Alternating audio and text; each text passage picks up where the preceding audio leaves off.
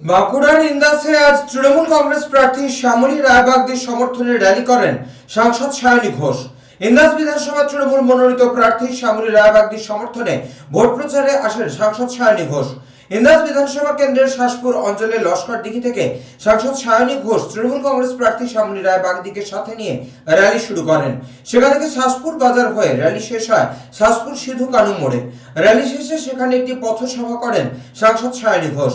পথসভায় বক্তব্য রাখতে গিয়ে সাংসদ সায়নী ঘোষ তৃণমূল কংগ্রেস প্রার্থীকে বিপুল ভোটে জয় করার আহ্বান জানান। তুলে ধরেন 100 দিনের কাজের টাকার বঞ্চনা, লক্ষ্মীর ভান্ডার, স্বাস্থ্যসাথী সহ একাধিক মমতা সরকারের উন্নয়নের কথা।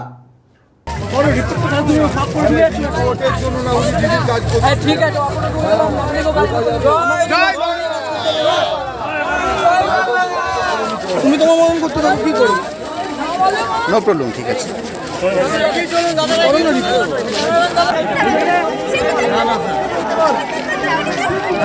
বাবিদা উঠে পড়ো, বাবিদা উঠে পড়ো, উঠে পড়ো। ছবি তুলবে অত ব্যস্ত চলে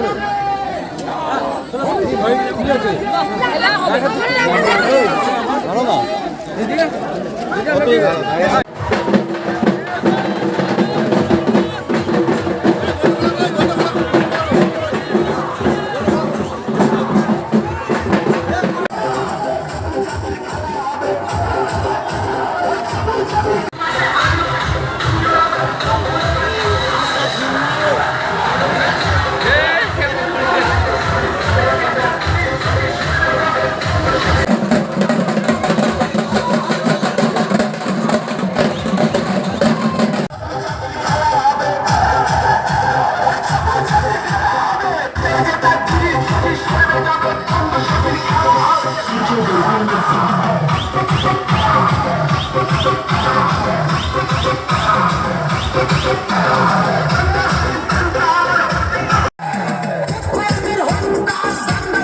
করে নেবার জন্য তাড়াতাড়ি তাড়াতাড়ি শ্যামলী দিয়া সায়নী দিয়ে মিলেমিশে একাকার হয়ে গেছে।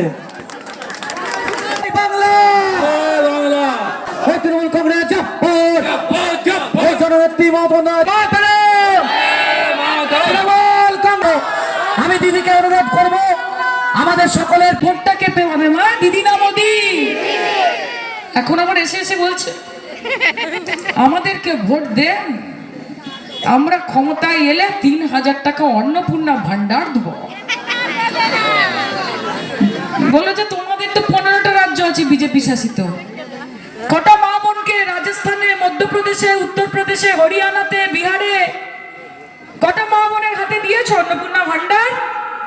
আর যদি অন্নপূর্ণা ভান্ডার দিতেই হয় তাহলে মায়েরা বলবে যে এই যাবে তোমাদের কাছে ভোট চাইতে, বলবে মা আমাদের ভোট দাও, অন্নপূর্ণা ভান্ডার দিব। বলবে যে আগে 1500 টাকা অ্যাডভান্স দাও দেখি বাপু, 1500 টাকা কি অ্যাডভান্স দিয়ে দাও, বলে নিয়ে নেবে। তাহলে হয়ে গেল অন্নপূর্ণা ভান্ডারের 1500, সে তো দিল। আর অন্যদিকে মমতাদির 1500-1700 আছে। মমতাদি হচ্ছে গাছ মা, আর বিজেপি হচ্ছে ফল। একটা ফল, ফল একদিন আছে, পরের দিন পচা হয়ে যেতে পারে, পরের দিন পড়ে যেতে পারে। গাছকে বাঁচিয়ে রাখতে হবে, গাছকে বাঁচিয়ে রাখতে হবে। গাছ থাকলে এরকম ফল অনেক হবে, গাছ থাকলে রোদে ছায়া দেবে, গাছ থাকলে শান্তি দেবে মনে।